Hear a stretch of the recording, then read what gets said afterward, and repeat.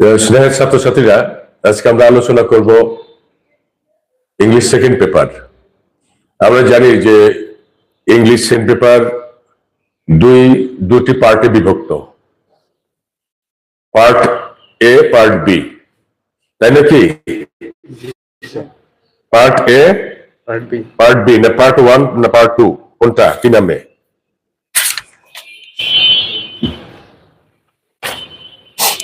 Grammar যে, হ্যাঁ, part A এবং part B. Part A, part B, that means English second paper has been divided into two parts, part A, part B. আর part A তে কি marks আছে? 60 marks. আর part B তে 40। আর এই part এ হলো গ্রামার, আমরা জানি। আর এতে 12টি আইটেম আছে। কয়টি আইটেম আছে? 12টি আইটেম। 12টি আইটেম, প্রত্যেকটি আইটেম 5 করে মার্কস। তাহলে 5 করে 5 12 60। তার পার্ট বি হলো কম্পোজিশন, যেটা হলো রচনামূলক, যার মধ্যে আছে হলো এটা 40 মার্কস, তাই না? আচ্ছা, তো যাই হোক, আমরা আজ গ্রামার আলোচনা করব। ছাত্রছাত্রীরা সাধারণত গ্রামারের বিষয়ে বেশি সমস্যায় পড়ে। তো আমরা প্রথমেই শুরু করব আর্টিকেলের বিষয়ে। আর্টিকেল, তোমরা নিশ্চয়ই জানো যে আর্টিকেল শব্দের অর্থ জানো তো নাকি? পদাশ্রিত নির্দেশক। আর্টিকেল, হ্যাঁ, ছাত্রছাত্রী আসলে এখানে দিকে পাঠিয়ে দিও। হ্যাঁ, আর্টিকেলস হলো পদাশ্রিত, দেখা যায়, নির্দেশক। এখানে একটা জিনিস দেখো, পদাশ্রিত নির্দেশক, পদ আশ্রিত নির্দেশক।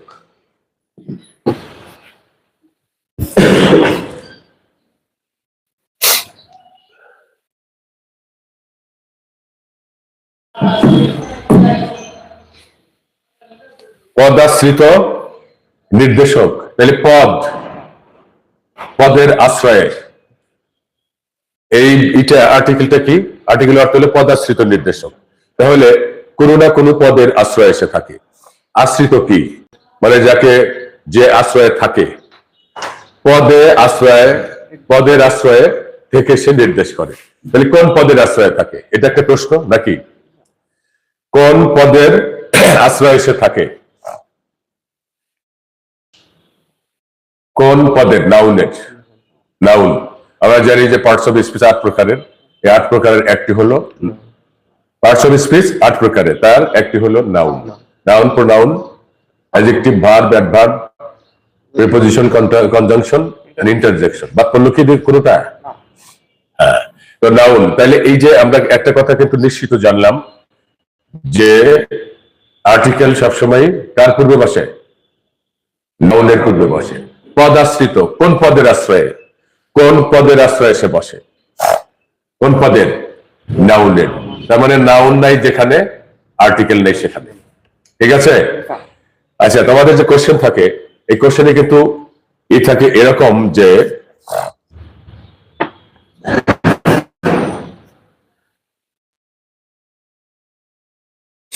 কোশ্চেনে কি থাকে যে যেখানে কোনো প্রকারের থাকবে না, আর্টিকেলের প্রয়োজন পড়বে না, সেখানে কি ব্যবহার করতে হবে? Fill in the blanks with the following in the following text with articles A and B as necessary. Some of the blanks may not require an article. Put a cross in each blank. এই হলো প্রশ্ন নাকি? তাহলে কি বলা হয়েছে যে নিচের প্যাসেজটিতে যে শূন্যস্থান আছে সেখানে A and B প্রয়োজন অনুযায়ী, যেখানে প্রয়োজন সেখানে এগুলো ব্যবহার করো। আর যেখানে আর্টিকেলের প্রয়োজন নাই সেখানে ক্রস চিহ্ন ব্যবহার করতে বলা হয়েছে। বুঝেছো কথাটা? নিশ্চয়ই তোমরা ইতিমধ্যে এটা জানো, তারপরও তোমাদেরকে আমি এটা স্মরণ করিয়ে দিচ্ছি। এই যে ক্রস কোথায় হবে এটাও কিন্তু জানা জরুরি। তাহলে আমরা জানলাম যে নাউন ছাড়া আর্টিকেল বসে না, তাহলে আমাদের নাউন চিনতে হবে নাকি? নাউন চিনতে হবে। আবার সব ধরনের নাউনেরও পূর্বে আর্টিকেল বসে না, তাই না? সব ধরনের, যেমন প্রপার নাউন, করিমের পূর্বে কি দা করিম হবে? তা বসবে না। আচ্ছা, কিন্তু ব্যতিক্রম কিছু নিয়ম আছে। করিম যদি কোনো কমন নাউন হিসেবে ব্যবহৃত হয় ব্যতিক্রম ইয়েতে, সেক্ষেত্রে তোমার এই বসতে পারে, আর্টিকেল বসতে পারে। যেমন you are a Nazrul I see, you are a Nazrul I see. এখন নজরুল একটা প্রপার নাউন, কিন্তু এইখানে নজরুলকে ই হিসেবে দেখা হয়েছে, মানে ইউ, তোমার মধ্যে নজরুলের কিছু গুণ আছে, তাই তোমাকে একজন নজরুল হিসেবে কল্পনা করা হচ্ছে, বিধায় তখন নজরুল কমন নাউনে পরিণত হলো। কথা বুঝেছো? এটা ব্যতিক্রম। ইউ আর এ নজরুল আইসি, এই নিয়মটা কিন্তু মনে রাখতে হবে। এই যে কথায় কথা যে বলে ফেললাম, you are a Nazrul, you are dash Nazrul I see, I see দেখতে পাচ্ছি বা বুঝতে পারছি তুমি একজন নজরুল। এরকম আমরা বলি না, তুই তো, যেমন অনেক সময় আমরা নায়ক নায়িকাদের ছেলে মেয়েদেরকে অনেক সময় তুলনা করি, তুই তো একটা শাবনূর, হ্যাঁ, তুই তো একটা পরিমণি, শাকিব খান, মান্না, রাজ্জাক, মানে কিছু বৈশিষ্ট্য যখন মিল দেখি তখন আমরা এরকম বলে থাকি, তাই নাকি? তো যাই হোক, আমরা ওই ধরনের যদি হয় তাহলে প্রপার নাউনের যখন কমন নাউন হিসেবে ব্যবহৃত হয় তখন তার পূর্বে আর্টিকেল এ বসে সাধারণত। আবার দিও বসতে পারে, হ্যাঁ। আবার কিভাবে দি বসতে পারে? যেমন Nazrul is the Byron of Bangladesh. বুঝেছো?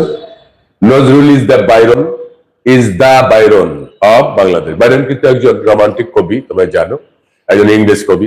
তো সেই ইংরেজ কবির গুণগুলো যখন এর মধ্যে দেখা যায়, একজন ব্যক্তির মধ্যে, একজন কবির মধ্যে যখন দেখা যায়, তখন যখন একটা নির্দিষ্ট ভূখণ্ডের মধ্যে কাউকে বিশেষভাবে উল্লেখ করা হয়, তখন সেটা, তখন প্রপার নাউনের পূর্বেও দিয়ে বসতে পারে। এখন বইতে নিয়মটা আছে কিনা আমার, মানে সব বইতে আছে কিনা আমার জানা নাই, তবে তোমরা একটু খেয়াল রাখবে। তাহলে আমরা জানি যে প্রপার নাউনের পূর্বে ই বসে না, আর্টিকেল বসে না, কিন্তু কখনো বসতে পারে। কারোর মধ্যে যদি কোনো গুণ দেখি আমরা, যে আইসি দ্বারা যখন বলি you are a Nazrul I see, you are a Shakespeare I see, তাদের গুণ যখন কোনো একজন ব্যক্তির মধ্যে আমরা দেখি বলি। আর যখন নির্দিষ্ট ভূখণ্ডে নির্দিষ্ট জায়গায় যখন আমরা কাউকে বিশেষভাবে উল্লেখ করি, তখনও আমরা ই করে থাকি, ওই দা ব্যবহার করে থাকি। যাই হোক, এই যে আর্টিকেল, আমরা জানি যে জগতের সমস্ত ওয়ার্ডস কয় প্রকারের? 8 প্রকারের। পৃথিবীর সমস্ত শব্দকে তাদের কাজ অনুযায়ী 8 ভাগে বিভক্ত করা হয়েছে। কয় ভাগে বিভক্ত করা হয়েছে? 8 ভাগে বিভক্ত করা হয়েছে। সেই 8 ভাগের প্রত্যেকটি ভাগকে আর্টিকেল, প্রত্যেকটি ভাগকে পার্ট অফ স্পিচ বলা হয়। আমরা জানি পার্ট অফ স্পিচ 8 প্রকারের, প্রত্যেকটির নাম আমরা জানি নাকি? Noun, pronoun, adjective, verb, adverb, preposition, conjunction এবং ইন্টারজেকশন। তো এই আর্টিকেল ওই শব্দের মধ্যে তো নিশ্চয়ই পড়ে নাকি? আর্টিকেল কি ওই শব্দগুলোর মধ্যে পড়ে না? পৃথিবীর সমস্ত শব্দের মধ্যে কি আর্টিকেল পড়ে না? এ এন্ড ডি, এটা পড়ে না? তাহলে নিশ্চয়ই পড়ে। তাহলে এই আর্টিকেল গুলো আবার কোন পার্ট অফ স্পিচ?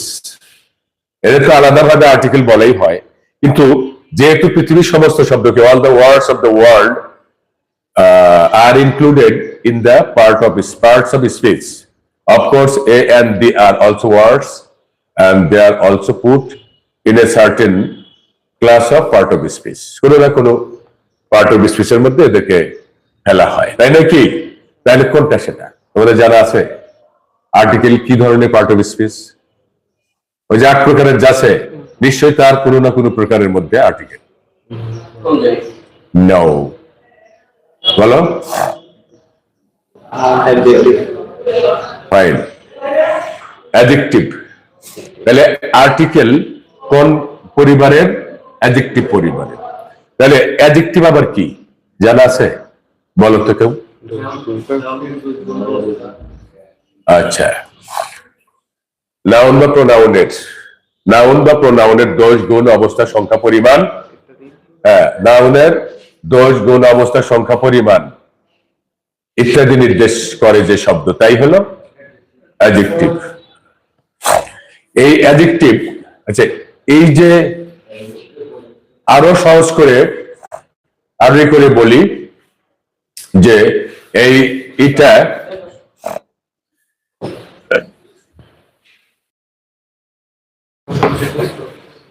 যেটা বলছিলাম,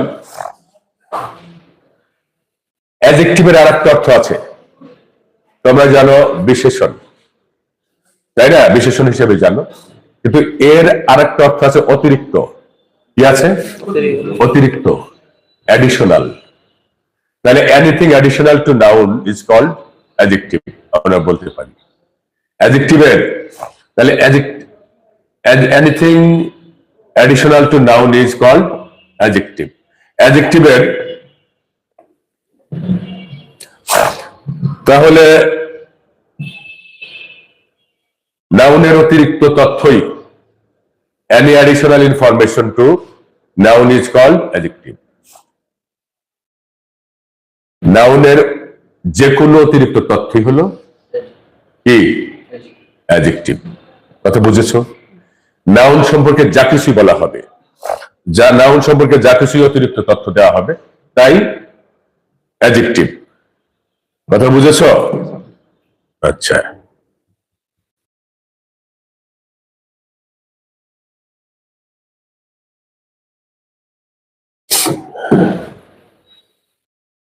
আচ্ছা, তাহলে এই ইয়ে কার মধ্যে পড়লো?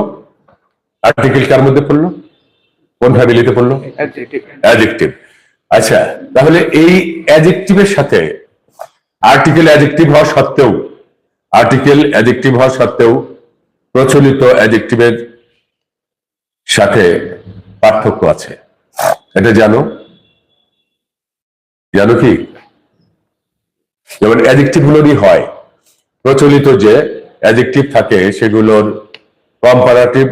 কম্পারিজন অফ ডিগ্রি হয়, কম্পারিজন অফ ডিগ্রি হয়। যেমন positive degree, comparative degree, superlative degree. কিন্তু কোন আর্টিকেলের কোনো ডিগ্রি নাই। যেমন গুড, বেটার, বেস্ট, তাই না? গুড কি? টল, টলার, টলেস্ট। ইভিল, ওয়ার্স, ওয়ার্স্ট। ব্যাড, ওয়ার্স, ওয়ার্স্ট, আছে না? তারপরে beautiful, more beautiful, most beautiful, তাই না? এই যে অ্যাডজেক্টিভ গুলোর কিন্তু আছে, ডিগ্রি আছে, কম বেশি আছে, তাই না? আর্টিকেলের কোনো নেই, আর্টিকেলের কোনো ডিগ্রি নেই। কি নেই? আর্টিকেলের কোনো কম্পারিজন অফ ডিগ্রি নেই। এই যে তুলনার যে মাত্রা, সেটা নেই। কথা বুঝেছো? এটা অত্যন্ত জরুরি তথ্য। কিন্তু আর্টিকেল অ্যাডজেক্টিভ হওয়া সত্ত্বেও প্রচলিত অন্যান্য অ্যাডজেক্টিভের সাথে পার্থক্য আছে। কি পার্থক্য আছে? যে অন্যান্য অ্যাডজেক্টিভের যেমন ডিগ্রি অফ কম্পারিজন হয়, তুলনা করা যায়, কম বেশি করা যায়, আর্টিকেলের তা করা যায় না। কথা বুঝেছো? যেমন গুড, বেটার, বেস্ট বলেছি। তারপরে তোমার fit, fitter, fittest, fit, fitter, fittest. হ্যাঁ, স্যাড, স্যাডার, স্যাটেস্ট। আর যেগুলো একের অধিক সিলেবল আছে, সেগুলোর পূর্বে আমরা মোর, মোস্ট ব্যবহার করি, তাই না? কি তাহলে এ এন্ড বি এর কখনো ইআর বা ইএসটি দেখেছো? হ্যাঁ, নাই সেটা। আচ্ছা, তো সেক্ষেত্রে এটা যেমন নাই, আবার আরেকটা পার্থক্য হলো অ্যাডজেক্টিভ ক্ষেত্র বিশেষে একা বসেও অর্থ করতে পারে, একা বসেও অর্থ করতে পারে। সেটা কিরকম? যেমন দা ম্যান ইজ টল। টল কি? অ্যাডজেক্টিভ না? অ্যাডজেক্টিভ তো। দা ম্যান ইজ টল আলাদা বসেছে না? আলাদা বসেছে, তাই নাকি? তাহলে এই টলের আগে একটু ভাব, তাহলে টল এই অ্যাডজেক্টিভ কিন্তু একা বসেও ই করতে পারে, অর্থ করতে পারে। এটা কি ভুল বাক্য? এটা কি ভুল বাক্য? বলো তো, বাক্য কি এটা ভুল? আচ্ছা, লেখা কি দেখা যায় না? তোমরা কি হ্যাঁ ইয়া কি দেখা যাচ্ছে? হ্যাঁ, তোমাদের কাছে ফোন ই করো নাই? আচ্ছা, কেউ আসলে এসে বসতে বললো। আচ্ছা, এই যে অ্যাডজেক্টিভ আলাদা বসেও কিন্তু সেই করতে পারে, অর্থ করতে পারে, কিন্তু এইভাবে কি বলা যাবে? দা ম্যান ইজ এ বলা যাবে, অথবা অ্যান বলা যাবে, দি, এটা কি বলা সম্ভব? বলা সম্ভব। আচ্ছা, আবার যদি আমরা এটা চিন্তা করি, ম্যান বাদ দিয়া দা ইজ এ অ্যান্ড দি, এটা বলা যাবে? বলা যাবে না। তাহলে আমাদের কি হলো যে এই অন্তত মোটা দাগে দুইটা পার্থক্য আমরা অ্যাডজেক্টিভ এবং আর্টিকেলের মধ্যে, মানে আর্টিকেল অ্যাডজেক্টিভ হওয়া সত্ত্বেও মূল যে অ্যাডজেক্টিভ তাদের সাথে প্রচলিত অ্যাডজেক্টিভের সাথে অন্তত দুইটা পার্থক্য আছে। কি কি আছে? এগুলো কিন্তু অত্যন্ত দুর্লভ তথ্য। কি কি বলো? কম্পারিজন অফ ডিগ্রি হয় না, আর কম্পারিজন অফ ডিগ্রি হয় না, আর হলো কখনো আলাদা একা একা বসে কোনো অর্থ করতে পারে না। কারণ কি আলাদা একা একা বসে অর্থ করতে পারে না কেন? কারণ সে পদাশ্রিত নির্দেশক। পদ নাই, তার আশ্রয় নাই। পদ নাই, আশ্রয় নাই। বোঝা গেছে কি? ওর অর্থই তো পদাশ্রিত নির্দেশক, পদের আশ্রয়ে বসে ওই পদকে নির্দেশ করে, তাই এর নাম, এর অর্থ পদাশ্রিত নির্দেশক। পদ নেই যেখানে, আর্টিকেল নেই সেখানে। আর কোন পদ সেটা? নাউন। নাউন আছে যেখানে, মানে কোন নাউনটাও কমন নাউন এই ধরনের, সেইখানেই আর্টিকেল আছে, থাকবে। এবং যা গণনা করা যায়, যেসব আর্টিকেল সাধারণত তাদের পূর্বে এ এন বসে, দিও বসতে পারে, তবে গণনা করা গেলেই একমাত্র এ এন বসে। এ অর্থ একটি, এন অর্থ একটি, তাই নাকি? আচ্ছা, আরেকটা জিনিস, ওয়ান থেকে এসেছে এন, কথা বুঝেছ? এন থেকে এসেছে এ, তারপরে দ্যাট থেকে জন্ম নিয়েছে ডি, কথা বুঝেছ? ওর থেকে ওয়ান থেকে জন্ম নিয়েছে এন, এন থেকে জন্ম নিয়েছে এ। এই তথ্যগুলো কিন্তু মনে রাখবা, লিখে রেখো, বই খুললেই কিন্তু পাওয়া যাবে না। আবার দ্যাট থেকে জন্ম নিয়েছে ডি, এগুলো দুর্লভ তথ্য, বই খুললে পাবে না এগুলো, তাই এগুলো লিখে রাখা উচিত। আর অবসরে তোমরা ইচ্ছা করলে ইও দেখতে পারবে। কি বলে, এই যে চ্যানেলটা ঢুকে এখন যদি তুমি কোনো কিছু ভুলে যাও, যদি মার্ক করতে না পারো, তুমি ইচ্ছা করলে এই চ্যানেলে ঢুকে এগুলো দেখতে পারবে। কথা বুঝেছো? ওটা থেকেই যাবে ওখানে। তাহলে ওয়ান মানে কি? একটি। এন মানে কি? একটি। এ মানে কি? আচ্ছা, তাহলে আমরা এই এ এন এর ক্ষেত্রে বুঝতে পারলাম গণনা করা যায় এবং সে একটি বা একজন। বস্তু হলে একটি, আর ব্যক্তি হলে কি? একজন, তাই না? ব্যক্তি হলে জন বলি, আর বস্তুর ক্ষেত্রে টি, টা এগুলো বলি, খানা খানি, তাই নাই কি? আচ্ছা, তাহলে এটা আমরা এ এন এর ক্ষেত্রে বুঝলাম যে গণনা করা যায়, এবং একটি বা সিঙ্গুলার যদি হয় গণনা করা যায়, কিন্তু সিঙ্গুলার। এ মানে কি? একটি বা একজন, এন মানে তো একজন। তাহলে আমরা লক্ষ্য করব যে ওই যে নাউন গণনা করা যায়, হ্যাঁ, এবং একটি মাত্র সেটা, তাহলে সেই ক্ষেত্রে এ এন কেমন? হ্যাঁ, যদি বসে তাহলে এ এন বসবে। এ এন কখনো প্লুরালের পূর্বে বসবে না। কথা বোঝা যাচ্ছে? আচ্ছা, এখন দি সিঙ্গুলার প্লুরাল উভয়ের পূর্বেই বসতে পারে। তবে একটা জিনিস তোমরা লিখে রাখো এবং মনে রাখো, সেটা হলো শূন্যস্থানের পরে যদি ই বসে, শূন্যস্থানের পরে যদি প্লুরাল নাউন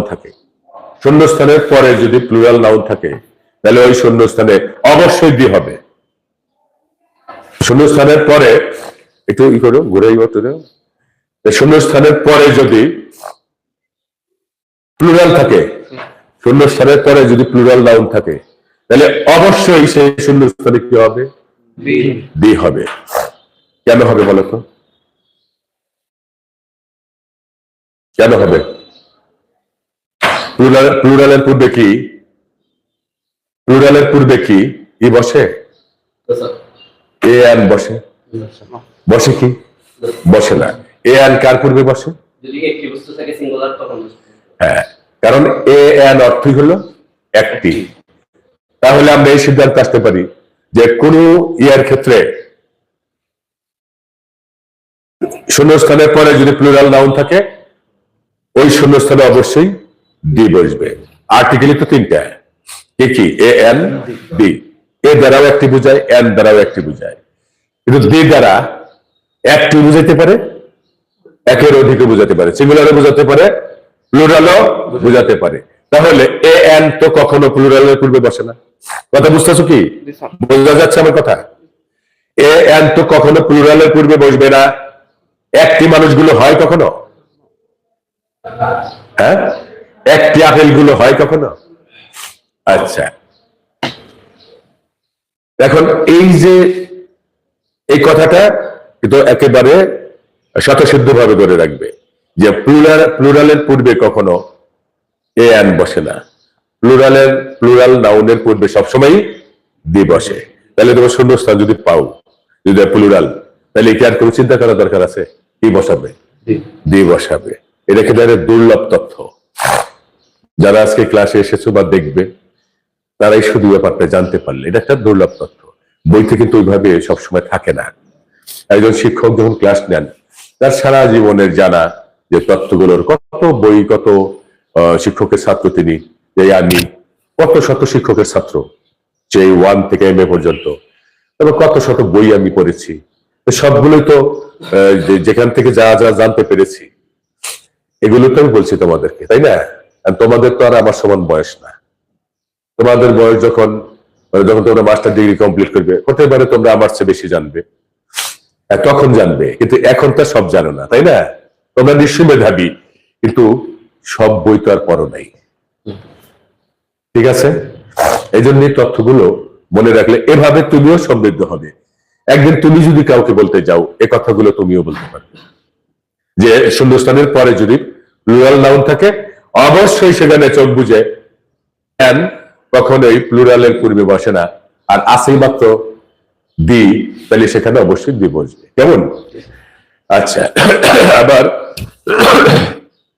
এই যে ইটা যে বসার কথা,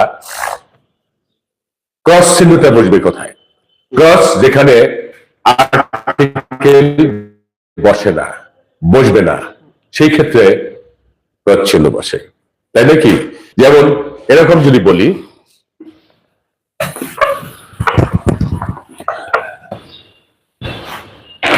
যেমন হি ওয়াক্স ড্যাশ স্লোলি, এখানে কি আর্টিকেল বসবে?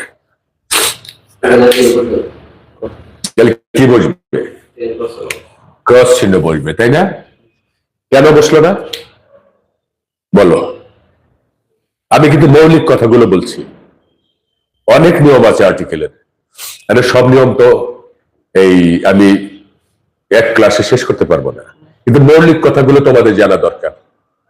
এই যে এইটা হি ওয়াক্স স্লোলি, এখানে কি আর্টিকেল বসবে? কেন বসছে না? আমরা জানি আর্টিকেল বসে নাউনের পূর্বে। স্লোলি এল হলো অ্যাডভার্ব। স্লোলি কি? আচ্ছা, সে আস্তে আস্তে হাঁটে। স্লোলি অর্থ কি? আস্তে আস্তে। তাহলে সে একটি আস্তে আস্তে হাতে বাজায়, সে একটি আস্তে আস্তে বলা যাবে না। তাই এখানে আর্টিকেল না বসে বসবে কি ক্রস চিহ্ন। বোঝা গেছে? আচ্ছা, এখন আমরা এই যে আর্টিকেলের ব্যাপারটা, কিছু ব্যতিক্রম নিয়ম কানুন আছে তোমরা জানো। আর্টিকেল সহজই বেশি, কিন্তু কিছু ব্যতিক্রম আছে, আছে না? আচ্ছা, আমরা কিন্তু শুরুতেই বলে দিয়েছি যে আর্টিকেল নাউন ছাড়া বসে না, বলেছি না? কিন্তু ক্ষেত্র বিশেষে বসে। সেটা কোথায়? যেমন উদাহরণ দিচ্ছি, the rich are not always happy. এই যে দা বসেছে না, কার পূর্বে বসেছে? বীর পূর্বে, ইয়া রিচের পূর্বে। রিচ কি? নাউন। রিচ নাউন হয় কি দিয়ে? রিচ মানে কি? ধনী কি নাউন? কোন ব্যক্তির গুণ। Rich man, poor man, rich man, poor man, tall man, হ্যাঁ, ব্যাড ম্যান, এইভাবেই তো বলি আমরা। তাহলে এই রিচ এখানে কি হিসেবে ব্যবহৃত হয়েছে? আচ্ছা, তোমরা যখন দেখবে যে ভার্বের পূর্বে, ভার্বের পূর্বে এই যে তা প্লুরাল ভার্ব হতে হবে। কি হতে হবে? Plural verb. এই যে আর, আরটা সিঙ্গুলারের ক্ষেত্রে বসে না, কিন্তু সেকেন্ড পারসনের ক্ষেত্রে সিঙ্গুলার প্লুরাল উভয়ের ক্ষেত্রে বসে। যেমন ইউ আর মাই স্টুডেন্ট, একজনকে বলা যাবে। আবার ইউ আর মাই স্টুডেন্টস, তুমি আমার ছাত্র, তোমরা আমার ছাত্র, বলা যায় না? তাহলে আটটা সিঙ্গুলার প্লুরাল উভয়ের ক্ষেত্রে বসে। এইখানে তোমরা বিশেষভাবে লক্ষ্য করবে যে আর এর পূর্বে অ্যাডজেক্টিভ আছে, আর এর পূর্বে অ্যাডজেক্টিভ আছে, তার পূর্বে শূন্যস্থান। সেই ক্ষেত্রে চোখ বুঝে দি বসাবে। আমরা জানি যে অ্যাডজেক্টিভ মানে নাউন ছাড়া আর্টিকেল বসে না, কিন্তু এটা ব্যতিক্রম। এই অ্যাডজেক্টিভটা নাউন হিসেবে, কমন নাউন হিসেবে ব্যবহৃত হয়েছে। এই অ্যাডজেক্টিভটা কমন নাউন হিসেবে ব্যবহৃত হয়েছে। এটা হলো ইংরেজি ভাষার নিজস্ব বৈশিষ্ট্য। হ্যাঁ, এক এক ভাষা বৈশিষ্ট্যগত ভাবে একটা থেকে আর একটা ভিন্ন। যেমন এখানে তাহলে আর অর্থ কি দাঁড়ালো? ধনী মানুষেরা। তাহলে এই রিচ দ্বারা কি বুঝেছে? শুধু ধনী নয়, ধনী মানুষেরা। ধনী কখনো মানুষ ছাড়া অন্য কেউ হয় না। কোন গরু, ছাগল, ভেড়া, মুরগি এগুলা কি হয়? ধনী গরিব হয়। মানুষ ছাড়া অন্য কেউ কি কোনো কিছুর মালিক হয়? হ্যাঁ, সবকিছুর মালিক আল্লাহ, কিন্তু আল্লাহ তো আবার মানুষকে ই বানায় দিছে।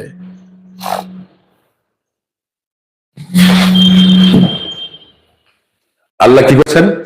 মানুষকে আবার মালিক বানিয়ে দিচ্ছেন, যে যেটা অর্জন করে বা মানুষের আছে পৈতৃক উত্তরাধিকার সূত্রে পায়, তাই না? অন্তত এই যে আমি শার্টটা গায়ে দিচ্ছি, আমি কি এখন এটা বলবো যেটা তোমার? হতে পারে একজনে তার একজন গায়ে দেয়, কিন্তু সাধারণত যে এই শার্টটা আমার, তাই তো বলবো। এখন একটা ছাগল কি বলবে? ছাগল কি কামাই জানে? ওর যেমন সম্পদ নেই, ওর বাপেরও ছিল না, ওর মায়েরও ছিল না। ছাগল, গরু, ভেড়া নিজেরা কখনো মালিক হয় না। তাহলে এই ধনী, যে এই ধনী কারা হয়? মানুষই হয়। তাই এখানে মানুষ উল্লেখ না থাকলে ওই যে দা রিচ, এখানে ম্যান মন কিছু উল্লেখ আছে? ম্যান কিছু উল্লেখ নাই, পিপুলও নাই, বা কোন প্রকারের ব্যক্তি সরাসরি উল্লেখ নাই, আছে? তাহলে আমরা জানি যে মানুষ ছাড়া আর কেউ ধনী গরিব হয় না। তাই এখানে অর্থটা কি হবে? ধনীরা বললেও হবে, আবার ধনী মানুষেরা বললেও হবে। কথা বুঝেছো? আচ্ছা, এই হলো ব্যতিক্রম। সেখানে প্লুরাল কমন নাউনে পরিণত হয়। কিসে পরিণত হয়?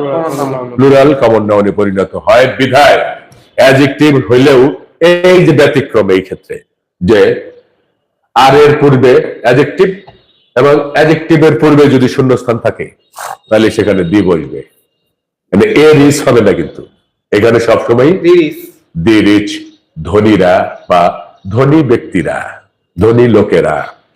এভাবে যদি পর থাকতো, দা পর অর্থ কি হতো বলতো? গরিবেরা বা গরিব মানুষেরা। হ্যাঁ, তদ্রূপ দা ওয়াইজ, জ্ঞানীরা। এভাবে তুমি বানাতে পারবে। হ্যাঁ, আবার এটাও বানানো যাবে যদি একজন ধনী মানুষ কি থাকে না, খালি কি সবাই প্লুরাল থাকে, একজনের তো উল্লেখ করা লাগতে পারে, সেই ক্ষেত্রে তোমাকে সরাসরি ব্যবহার করতে হবে the man. The man is rich. Man, MAN, man singular, the man is rich.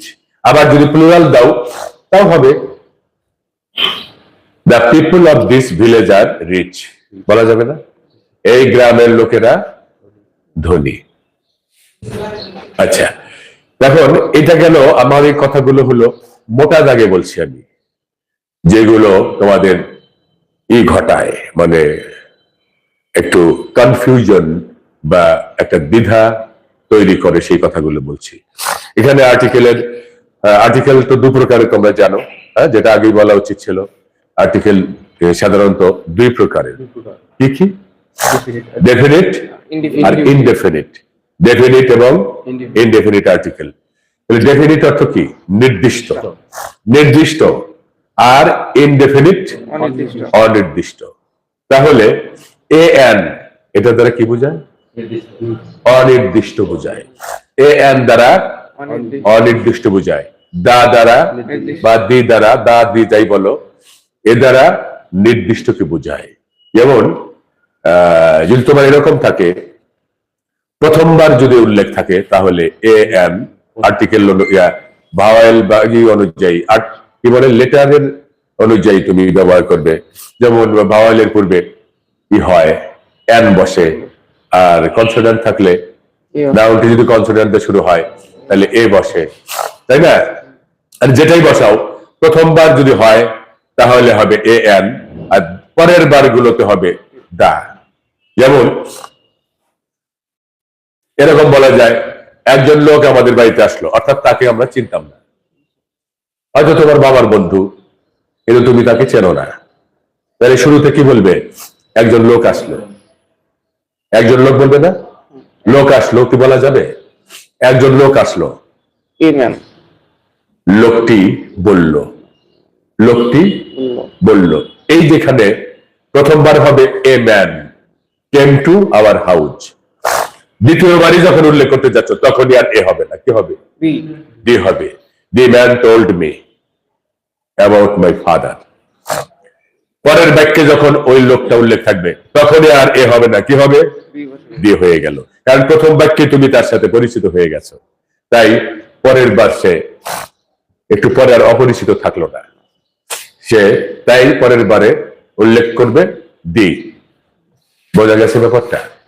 তোমাদের কাছে কি খারাপ লাগতেছে ক্লাস?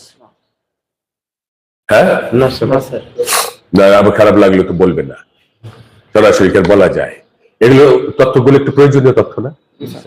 আচ্ছা, এখন এই যে আর্টিকেলের ব্যাপারটা তোমরা একটু ব্যতিক্রম, এবং এটা অন্যান্য আইটেমের চেয়ে একটু সহজ। তোমরা ইচ্ছে করলে এগুলো এই করতে পারবে, ইচ্ছা করলে তোমরা এগুলো আগেই পড়েছো, কিন্তু কিছু ব্যতিক্রম প্রয়োজনীয় কথাগুলো বলা দরকার ছিল, সেটা আমি বললাম। আর তোমরা একটু ভালো করে খেয়াল করবে। আর যে মোটা দাগে কিছু কয়েকটা নিয়ম আমি আলোচনা করি, সেটা হলো যদি ডাবল কম্পারেটিভ হয় না তাহলে কি হয়? দা হয়। দা সুনার দা বেটার, এর মনে আছে? নিয়মটা মনে আছে?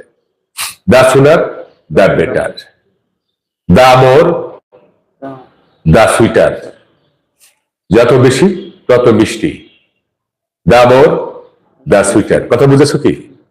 তারপর দা সুনার দা বেটার, বোঝা গেছে কি? এই যে দুইবার যে কম্পারেটিভ, সুন সুনার, গুড বা ওয়েল ওয়েল, ওয়েলেরও কিন্তু ওয়েল, বেটার, বেস্ট। ওয়েলেরই কি কম্পারেটিভ ডিগ্রি কি? ওয়েলের better, ওয়েলের better best, R গুডেরও better best.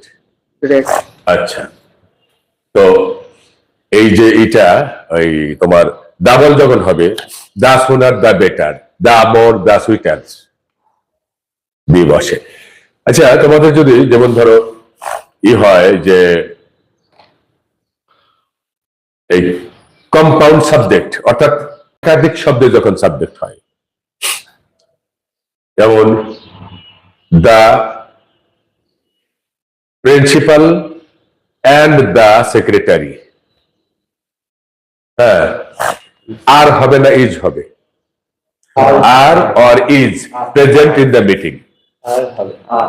The principal and the secretary are অথবা is present in the meeting, কি হবে? আর হবে। কেন হবে? কিভাবে বুঝলে? ফাইন। আর যদি হতো the principal and secretary is the are present in the meeting, কি ইজ হবে। তাহলে এই যে আর্টিকেলের ব্যবহার কিন্তু জরুরি, সিঙ্গুলার প্লুরাল পার্থক্য ঘটে ফেলে, তাই না? তাহলে এই যে এখানে দি যদি দুইবার থাকে, অ্যান্ড এর আগে পরে যদি দুইবার থাকে, তাহলে দি দুইটা মানে প্লুরাল, আর দি একটা মানে সিঙ্গুলার। দি সিঙ্গুলার, ব্যক্তি সিঙ্গুলার, দি প্লুরাল, ব্যক্তি প্লুরাল। হ্যাঁ, মনে রাখার একটা কৌশল হিসেবে আমরা অনুসরণ করতে পারি। আচ্ছা, তাহলে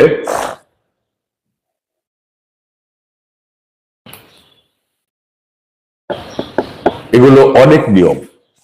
আর্টিকেলের ব্যাপারটা আমি আর আলোচনা করতে চাই না, এটা তোমরা অপেক্ষাকৃত সহজেই নিয়মগুলো তোমরা নিয়মগুলো বাসায় পড়ে নেবে, নিশ্চয়ই পড়েছো।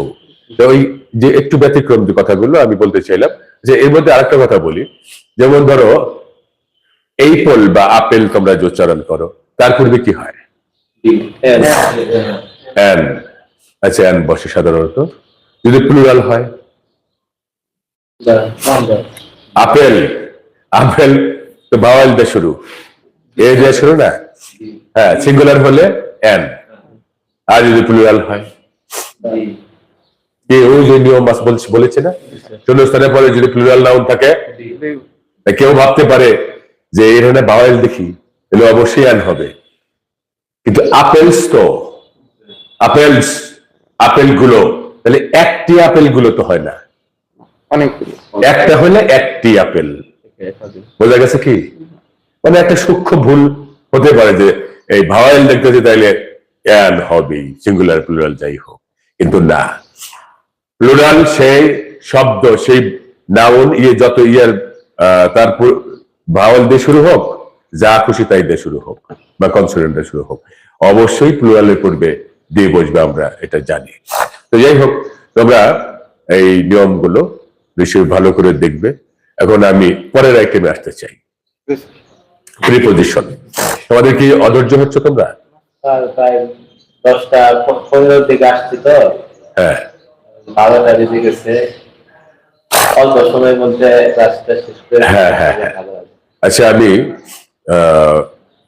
আর একটা আইটেম আলোচনা করি, আমি এভাবে আলোচনা করব, প্রিপোজিশনটা একটু আলোচনা করি। হ্যাঁ, প্রিপোজিশনের যে মৌলিক কথাগুলো সেগুলি আমি বলবো। যে প্রিপোজিশন, প্রি মানে কি? পূর্বে, পজিশন অবস্থান।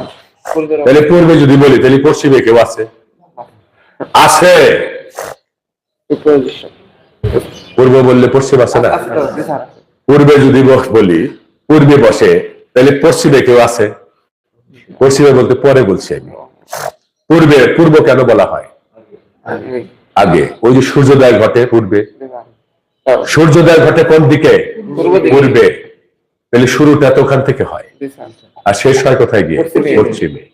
তাই পূর্ব কথাটা আগে অর্থে, পূর্বে পূর্বে পূর্ব ব্যবহার কোন অর্থে হয়? আগে অর্থে। পশ্চিম যদিও পরে অর্থে ব্যবহার করা হয় না, যদি কেউ ব্যবহার করে তাহলে ওই পরে অর্থেও ব্যবহার করা যেতে পারে, কিন্তু পূর্বটাই সাধারণত বেশি ব্যবহার করা হয়। তাহলে যদি আগে কথাটা বলি তাহলে পরে কেউ আছে না? কি আছে না? তাহলে এই প্রেপোজিশন আর্টিকেল যেমন সবসময় নাউনের পূর্বে বসে, প্রেপোজিশন নিশ্চয়ই কারো পূর্বে বসে। তারা কারা?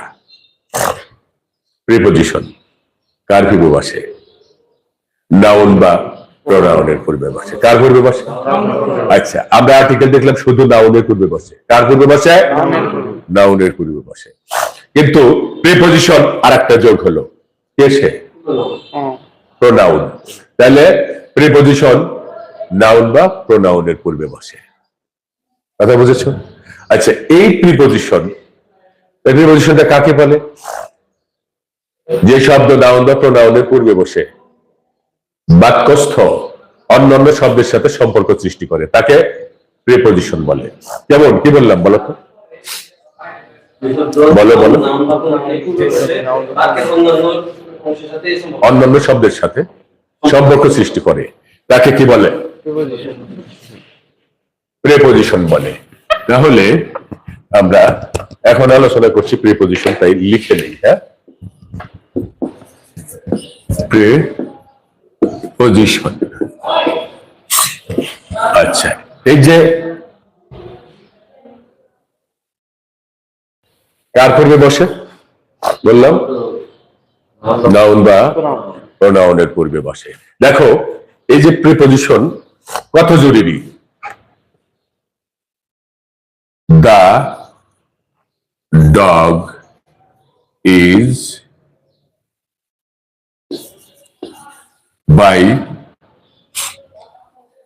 the man. এটা দ্বারা কি বোঝায়? এই বাই হলো প্রিপোজিশন। বাই মানে নিকটে, কুকুরটি লোকটির নিকটে। হ্যাঁ, কুকুরটি লোকটির নিকটে। যদি কেটে দেই, প্রিপোজিশন বাদ দিয়ে দিলাম, কি অর্থ হলো? হ্যাঁ, the dog is the man, কুত্তাটি মানুষ। আর যদি আমরা একটু এই দিকে আনি, দ্য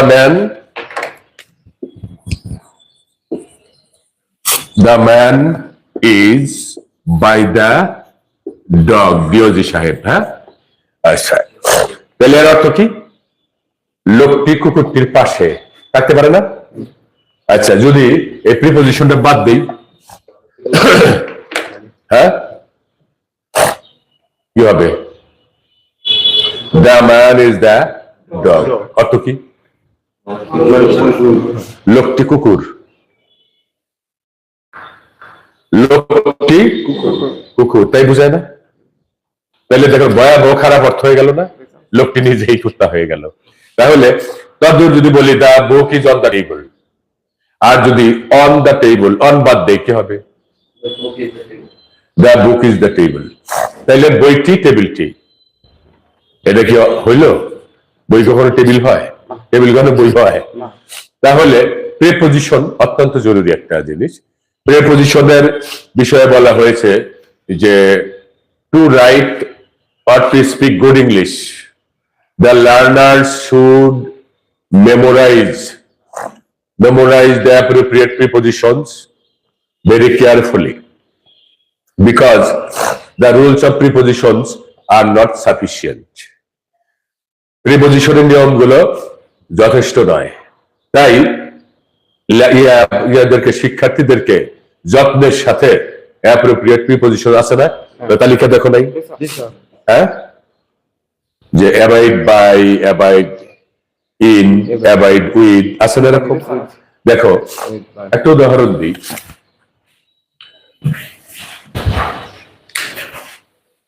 কি রকম পার্থক্যটা দেখা দেয় তা তো তোমরা দেখলেই, যে পার্থক্য একেবারে ভয়াবহ। অ্যাবাইড বাই তোমরা জানো, অ্যাবাইড ইন অ্যাবাইড উইথ। দেখছো পার্থক্য হচ্ছে কিন্তু, বাই, ইন, উইথ, এই এই এই শব্দটা কিন্তু একই, abide abide abide. Abide by, এই বাই অর্থ হলো মেনে চলা, অ্যাবাইড বাই অর্থ মেনে চলা। অ্যাবাইড ইন কোথাও বসবাস করা, অ্যাবাইড উইথ কারোর সঙ্গে থাকা বা বসবাস করা। দেখছো, তাহলে তুমি বাইরের জায়গায় যদি ইন দাও, এটা হবে we abide in the rules হবে, we abide with the rules হবে। তাহলে এই প্রিপজিশন এটা কিন্তু মুখস্থ, এটা কিন্তু মুখস্থ আমার, এটা কোনো নিয়ম কানুন পালন করে না, আমি মুখস্থ করেছি। অ্যাবাইড বাই মেনে চলা, অ্যাবাইড ইন কোথাও বাস করা, অ্যাবাইড উইথ কারোর সাথে বাস করা। তাহলে we abide by the rules of the country, আমরা দেশের নিয়ম কানুন মেনে চলি। উই অ্যাবাইড ইন বাংলাদেশ, আমরা বাংলাদেশে বাস করি। হ্যাঁ, I abide with my family, আমি আমার পরিবারের সাথে বাস করি। কথা বোঝা গেল? তাহলে তিন রকম অর্থ না, তিন রকম কিনা? তাইলে এই অ্যাপ্রোপ্রিয়েট প্রিপজিশন গুলো তোমাদের যত্ন সহকারে মুখস্থ করতে হবে, এটার নিয়মগুলো যথেষ্ট নয়। আমরা বলি যে টেবিলের উপরে যদি হয় অন, যদি অব্যবহিত মানে লাইগা থাকে তাহলে অন, যেমন অন মাই হ্যান্ড এটা, আর যদি ফাঁক থাকে মাঝখানে অ্যাবাভ। আচ্ছা, আর যদি নিচে হয় বিলো, আন্ডার, বিলো, বেনিথ, এগুলো, তাই না? আচ্ছা, যদি এরকম হয় বিসাইড, আর যদি পেছনে হয় বিহাইন্ড, আর যদি সামনে হয় বিফোর বা ইন ফ্রন্ট অফ, তাই না? এইভাবে নিয়মগুলো এগুলো যথেষ্ট নয়। সময়ের ছোট্ট ইউনিটের পূর্বে অ্যাট বসে, যেমন অ্যাট 7 o'clock, তাই না? যখন দা ব্যবহার করবে ইন দ্য নাইট, আর যদি অ্যাট ব্যবহার করে অ্যাট নাইট, তখন আর দি হবে না। এই যে এগুলো যত্ন সহকারে তোমাদের পড়তে হবে। আর এই যে প্রিপজিশন কয় প্রকারের মনে আছে তোমাদের? এটা সাধারণত 6 প্রকারই ধরা হয়। যেমন simple preposition, double preposition, compound preposition, তারপরে participial preposition, phrase preposition, disguised preposition. এগুলো জানো?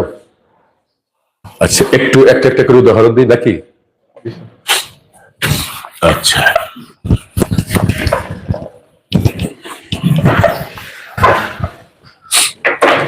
আচ্ছা, যেমন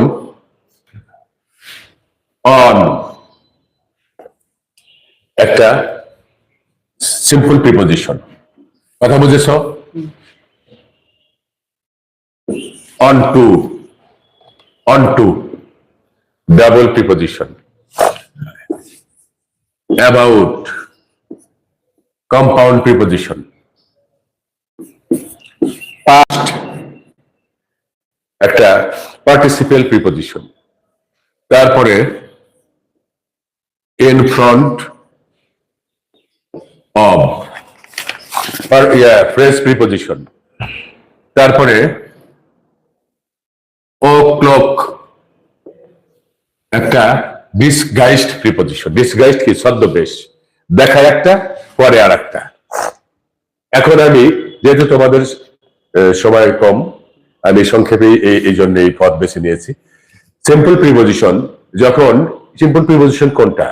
যে প্রিপজিশন একবারে উচ্চারণ করা যায়, on, in, at, from, by, under, তারপরে এগুলো যেগুলো একবারে উচ্চারণ করা যায়, টু। আচ্ছা, এটা গেল সিম্পল প্রিপজিশন। আর যখন তোমার কি হবে, ডাবল প্রিপজিশন কখন হবে? ডাবল মানে তো দুই, দ্বিগুণ। এই দুইটা সিম্পল প্রিপজিশন যখন একসঙ্গে বসে একটার মতো কাজ করবে, তখন তাকে ডাবল প্রিপজিশন বলে। যেমন ইন টু, ইনটু আছে না? ইন আছে, টু আছে, ওরা সিঙ্গেল প্রিপজিশন না, সিম্পল প্রিপজিশন। কিন্তু দুইটা যখন একখানে হয়ে অপরিবর্তিত ইন এবং টু একসাথে বসেছে ঠিক, কিন্তু বানান কিন্তু পরিবর্তন হয় নাই। তাহলে এই দুইটা সিম্পল প্রিপোজিশন যখন একসাথে বসে একটি প্রিপোজিশনে কাজ করে তখন তাকে কি বলে? ডাবল প্রিপোজিশন বলে। আচ্ছা, এখন কম্পাউন্ড প্রিপোজিশন কাকে বলে? কম্পাউন্ড প্রিপোজিশন হলো নাউন, অ্যাডজেক্টিভ এবং অ্যাডভার্বের পূর্বে। নাউন, অ্যাডজেক্টিভ বা অ্যাডভার্ব কি কি? Noun, adjective, adverb. এদের পূর্বে যখন কোন সিম্পল প্রিপোজিশন বসে একটা নতুন প্রিপোজিশন তৈরি করে তখন তাকে বলা হয় কম্পাউন্ড প্রিপোজিশন। বলো তো কি বলেছি? সিম্পল প্রিপোজিশন কার পূর্বে বসে, কার সাথে বসে? Noun, adjective, adverb. কটা? তিনটা। এই যে সিম্পল বলেছি, যে সিম্পল প্রিপোজিশন যখন নাউন, অ্যাডজেক্টিভ, অ্যাডভার্বের এর যে কোনোটার পূর্বে বসে যখন একটা প্রিপোজিশনের মতো কাজ করে তখন তাকে কম্পাউন্ড প্রিপোজিশন বলে। অত্যন্ত জরুরি প্রিপোজিশন এটা, বিভিন্ন ইন্টারভিউতে জিজ্ঞেস করে। যেমন এই যে অ্যাবাউট লেখা রাখছি, জানার মধ্যে কয়টা আছে বলো তোমাদের? এই যে অ্যাবাউট, এই যে অ্যাবাউট, তোমরা একটাই জানো না? এর মধ্যে কি কি আছে দেখো, এই যে একটা শুধু দেখাই। অন যোগ বাই যোগ আউট, এই যে তিনটা মিলে অ্যাবাউট। অন কি আমরা জানি না, সিম্পল প্রিপোজিশন। এই যে আরেকটা আসছে আবার, এই যে আউট, আউট হলো কি? অ্যাডভার্ব। অ্যাডভার্ব ওই কাজ করে। আচ্ছা, অ্যালং আছে না? অ্যালং, হ্যাঁ,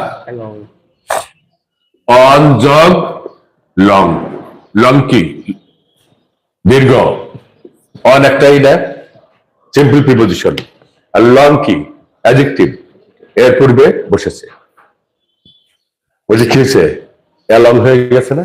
এর একটা জিনিস লক্ষ্য করো, অন কিন্তু এ হয়ে যাচ্ছে, ওটাও হলো ওই যে অ্যাবাউটের ক্ষেত্রেও অনটা এ হয়ে যাচ্ছে, বাইটা বি, মানে লেটার যে বি। অ্যাবাউট এটা ওয়ানের বদলে, বিটা বির বদলে, আর আউট তো আউট, অ্যাডভার্ব এখানে। দেখো তাহলে সিম্পল প্রিপোজিশন যখন নাউন, অ্যাডজেক্টিভ অথবা অ্যাডভার্বের পূর্বে বসে একটা প্রিপোজিশনের কাজ করে তখন তাকে কি বলে? কম্পাউন্ড প্রিপোজিশন বলে। কথা বুঝেছো? আচ্ছা, এখন আসি পার্টিসিপিয়াল প্রিপোজিশন। আমরা জানি পার্টিসিপল অর্থ ক্রিয়া বিশেষণ। পার্টিসিপল, পার্টিসিপলকে আবার ডাবল পার্ট অফ স্পিচে বলা হয়। কি বলা হয়? ডাবল পার্ট অফ স্পিচে বলা হয় ক্রিয়া এবং বিশেষণ। ক্রিয়া কি? ভার্ব, বিশেষণ অ্যাডজেক্টিভ। তাহলে কয়টা আছে এখানে? আমরা পার্ট অফ স্পিচ জানি না যে ভার্ব, অ্যাডজেক্টিভ, এগুলা পার্ট অফ স্পিচ না আলাদা আলাদা? আচ্ছা, ভার্ব আবার অ্যাডজেক্টিভ। তাহলে আমরা বলতে পারি ভার্বের যে রূপ, খেয়াল করো, ভার্বের যে রূপ একই সঙ্গে ভার্ব এবং অ্যাডজেক্টিভের কাজ করে তাকে পার্টিসিপল বলে। কি বলে? পার্টিসিপল। হ্যাঁ, ভার্বের যে রূপ একই সঙ্গে ভার্ব এবং অ্যাডজেক্টিভের কাজ করে তখন তাকে পার্টিসিপল বলে। পার্টিসিপল তিন প্রকারের। হ্যাঁ, present participle, past participle, perfect participle. বুঝেছো? আচ্ছা, এইখানে পাস্ট, পাস্ট যদিও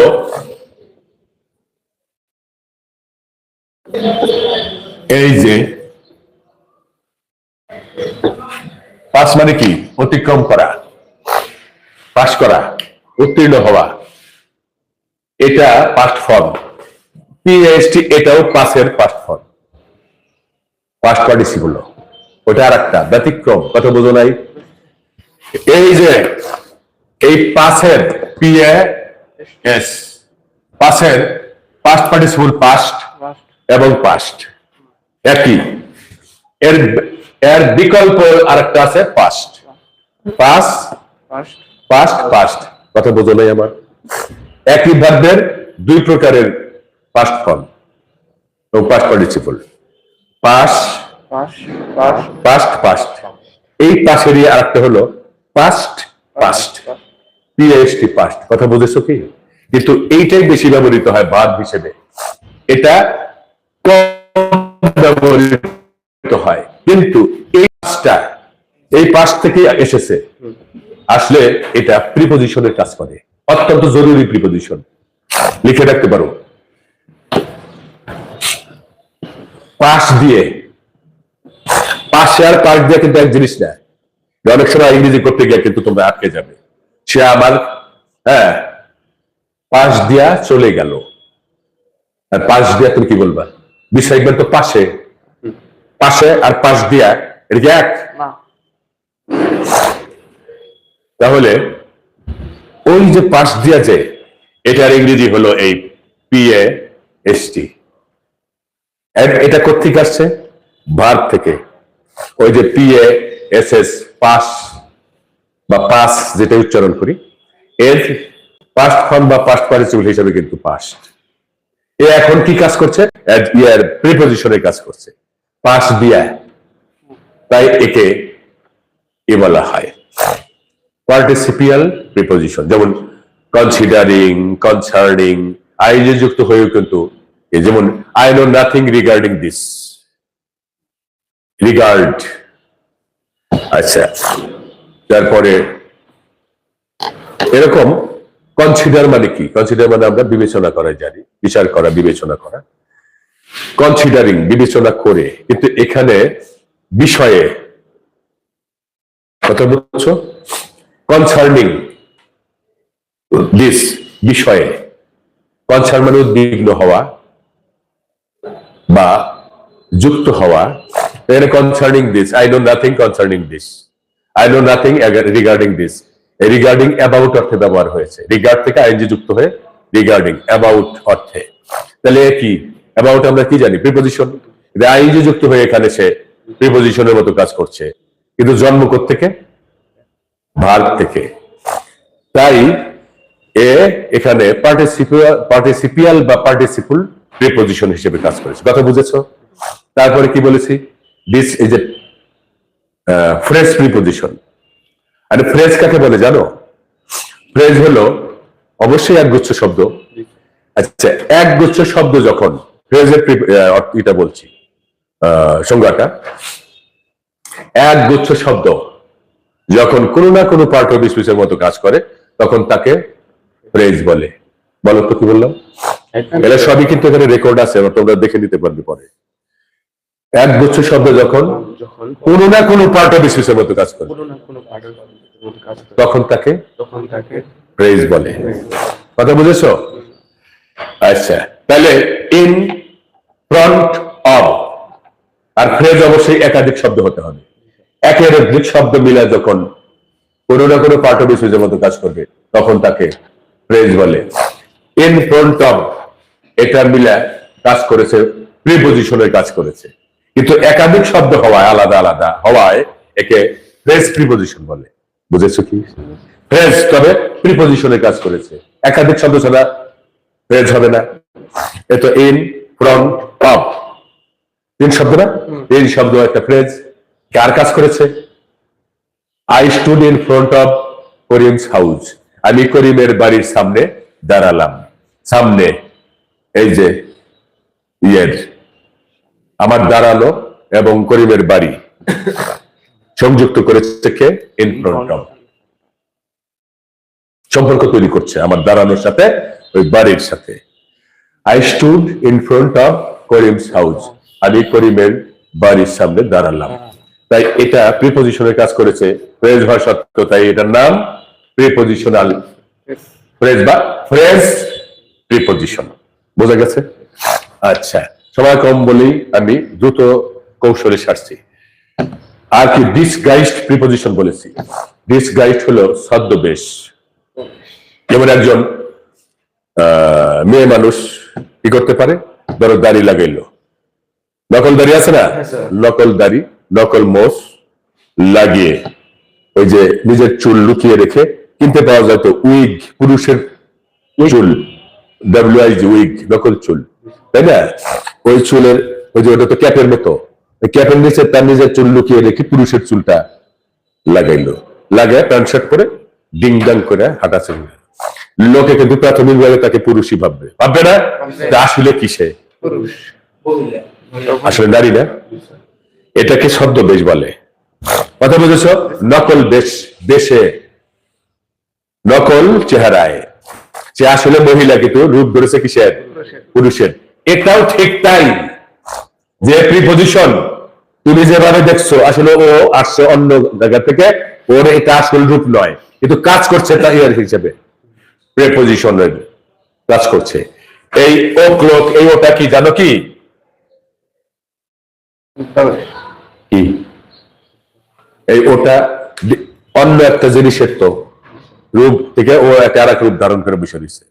এই জন্য ডিসগাইজড নারী পুরুষ হয়ে ঘুরতেছে না, ও তাই তার নাম এরকম হয়েছে কেন? কারণ আছে না?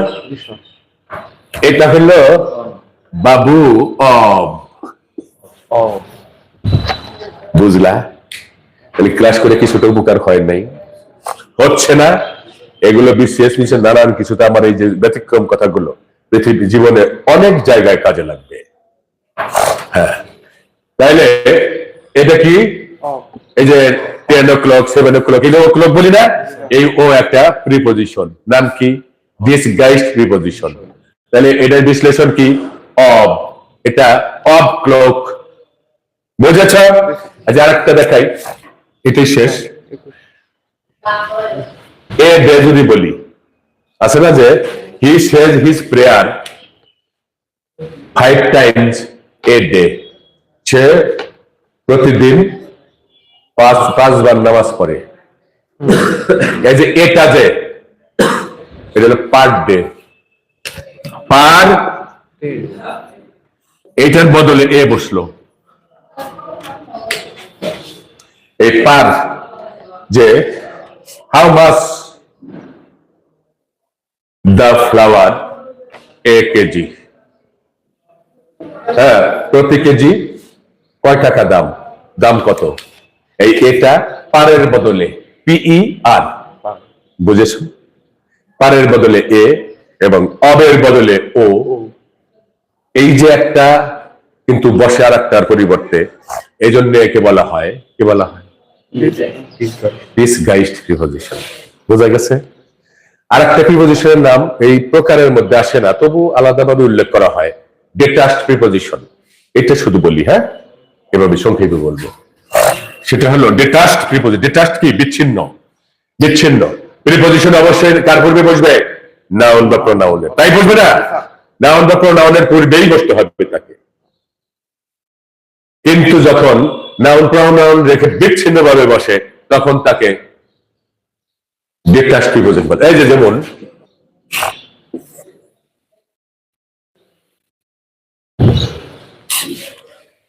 যেমন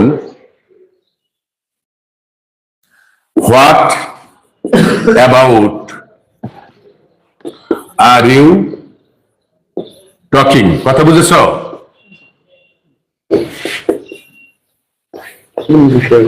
এখন যদি বলি what are you talking about, দেখো না এগুলা, এই যে what about are you talking, এটা হলো মূল। আর যদি বলি what are you talking about, বিচ্ছিন্ন, এটা শেষে নিয়ে গেলাম, বিচ্ছিন্ন হয়ে গেল না? হ্যাঁ, অ্যাবাউট হট হবে, এটা এটা লেখাটা ভুল হয়েছে।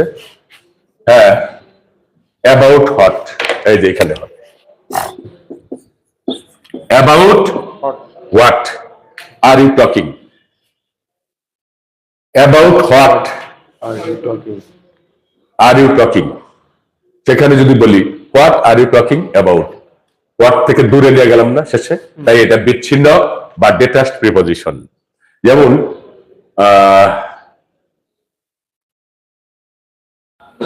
By whom, about whom, about whom are you talking. হুমের পূর্বে অ্যাবাউট হলো, যদি এটা অন্যখানে নিয়ে যাই whom are you talking about, তাহলে কি হইল? বিচ্ছিন্ন হয়ে গেল না? এই জন্য একে বলা হয় ডিটাচড প্রিপজিশন। কথা বুঝেছো? একটু যত্ন সহকারে তোমরা এটা পড়বে। পরের আইটেম আমরা কালকে কি বার? বৃহস্পতিবার। তোমরা চাইলে আমি প্রতিদিনই ক্লাস নেব, 10টায় শুরু হবে। আর তোমরা বলে যাও কোন আইটেমের উপর ক্লাস নিব, কোন কোন আইটেম। তোমরাও একটু দেখে আসলে কোথায় সমস্যা, আমি সেটা দেখলাম। Pronoun referencing, fine. এটা একটা ছাত্রছাত্রীর কাছে জটিল মনে হয়, তাহলে তোমরা একটু দেখে আসবে, তাহলে আলোচনাটা সহজ হবে। কথা বুঝেছো? তাহলে কি রাখবো আজকে? হ্যাঁ, তোমাদের কি কিছুটা উপকার হলো মনে হয়? হ্যাঁ, তাহলে কালকে আমরা আলোচনা করব, 10টায় শুরু করবো ইনশাল্লাহ নির্দিষ্ট সময়ে। আর আলোচনা করব প্রোনাউন রেফারেন্সিং, একটা নতুন আইটেম। 9, 10-এ তোমরা এটা পড়ো নাই, তাই না? ইন্টারমিডিয়েট এসে নতুন আইটেম তোমরা পড়ছো। তো আমরা ইনশাল্লাহ আগামীকাল 10টায় প্রোনাউন রেফারেন্সিং এর উপরে ক্লাস নেব। আর যারা আসতে পারেনি তোমার তারা বলতে পারো যে এই নলেজ হান্টিং টিম, তোমার যে এই ইউটিউব চ্যানেলের নাম নলেজ হান্টিং টিম।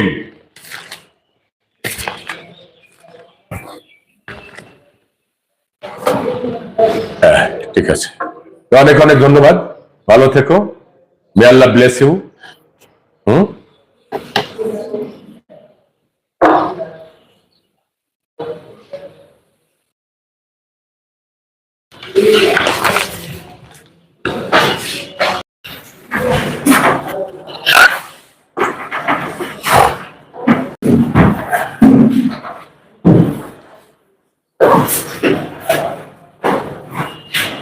আসসালামু আলাইকুম।